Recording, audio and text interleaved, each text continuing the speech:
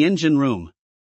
The engine room was one of the larger rooms on the ships, as it housed all the fractals that were used to give the ship its various abilities, as well as the things powering it. A chaos engine, and a pseudo-chaos emerald.